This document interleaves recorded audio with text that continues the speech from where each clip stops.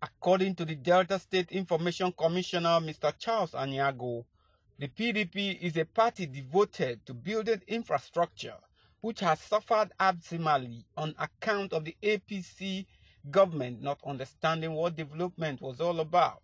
Flanked by the Chief Press Secretary to the Governor, Mr. Olisa Ifejika, the Information Commissioner highlighted that the honor done to the Governor is not for the Governor alone, but the entire southern Nigeria and the rest of the country. If he is alleging that there was issue of betrayal of who? The PDP as a political party met at the NEC, which is a very, very senior organ of the party, and resolved that, given the circumstances of the party in opposition, that they were going to leave the ticket of the presidency open to every Nigerian to so contest. And nobody kicked against that. That happened. Everybody, both people in the north and people in the south, contested. And somebody won. And it happened that somebody from the north, in this case, His Excellency former Vice President Atiku Abubakar, won fair and square, creditably. Delegates of the party, not external persons, voted. And they decided that the person that was capable and that is capable of moving ahead with the mandate of the party and squaring it out with other political parties is Atiku Abubakar. For the purpose of giving strength and respect to other regions, for the purpose of bringing unity and increasing the ability of the party to be able to win, you could see an understanding that makes people to proceed to another part of the country to pick a running mate. And it happened that the leaders of the party, and indeed the flag bearer, examined a whole number of persons in the southern part of the country and found our governor very worthy and qualified to be able to bring a whole lot of value to that ticket. Values in terms of the developmental initiatives, values in terms of his presidential disposition, values in terms of his appreciation of the many challenges that confront us today as a country. And as such, the presidential flag bearer decided, working with leaders of the party, to nominate Senator Dr. Ifeanyi Okowa, Governor of Delta State, as the Vice Presidential Flag Bearer of the PDP. We urge you to discontinue that kind of position. Nobody has betrayed anybody, because there are rules governing this country, and none of them, to the best of my knowledge, have been breached by the decisions of the flag bearer of our party, and also the decision of our governor to accept that position. That is a recognition of our dear state and the many milestones that were recorded in the last 7 years running. Responding to the allegation by the Atiku-Okowa campaign organization in Delta, Aniagwu urged the Deputy President of the Senate, Atiku-Okowa, to concentrate on what he intends to do if elected as Governor of Delta State and stop chasing shadows.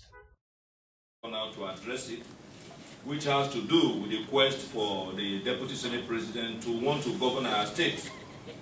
We have recognized it very, very clearly that it's within his constitutional rights to so aspire, and we do not begrudge him, just like it is the right of every other Deltan to want to at least contribute their quota to the development of our state. Or you recall we told you that to be able to do that, let him proceed to tell Deltans what he thinks is going to bring on board, particularly given the disturbing knowledge that we have about how he fared in his first tenure in the Senate, where he brought disgrace to our state on account of his impact or his role in the seizure and the desecration of the hallowed chamber of the Senate on account of the making away of the maize, which is the symbol of authority in that particular house. I also told you that if I were him, somebody like Iman Iboro is not anywhere qualified to be the spokesperson of even a councillorship candidate, let alone speaking for somebody who aspires to govern a state as complex as Delta State. And so for him to constantly continue to progress in error is to see the list on becoming of some persons who think that they want to govern the state as cosmopolitan, as advanced as Delta State. That he is alleging that our principal betrayed the South, and I begin to wonder what that meant. The last time I checked, Atiku-Okowa belonged to the political party called APC, Senator Dr. Ifeanyi Okowa belongs to the PDP. And by our constitution, for you to aspire to hold any political office, particularly at the elective level, you must belong to a political party, because our constitution at the moment does not recognize independent candidates. And these political parties are governed by both the constitution, the electoral act, and the rules of engagement as well, very well stated in these political parties. And those rules define how you can emerge, having contested, and how you can proceed to become a standard bearer. And so, you cannot be in Leventis and begin to determine how they are paying salaries in UAC. It does not follow the same rule. And so, for a man Niboro, who at best did not help even his former principal, our brother, the former president of the Federal Bank of Nigeria, to canvass what the man was doing between 2010 and 2011, which was why he was replaced when the man won the election.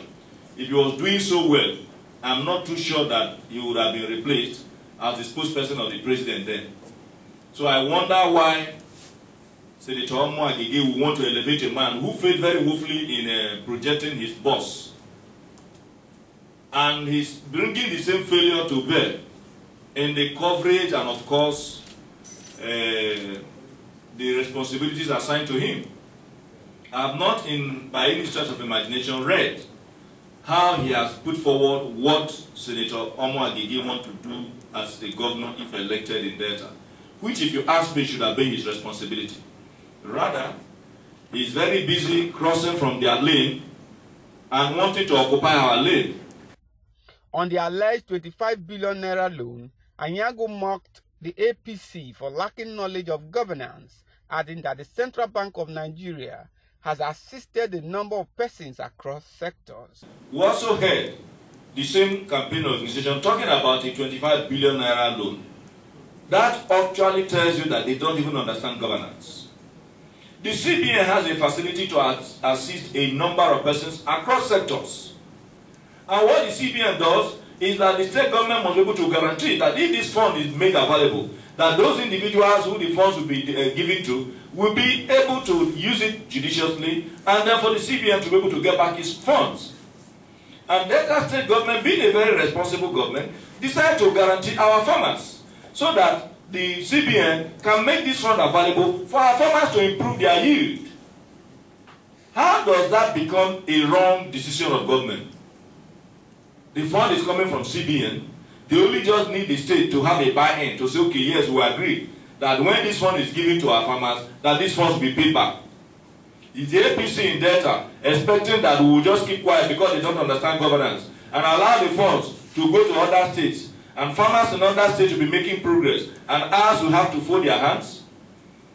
We have added a whole lot of value to our agricultural sector in the last 7 years, and we are still determined to improve the yield of our farmers on account of different interventions, whether coming from the federal level or at the state level.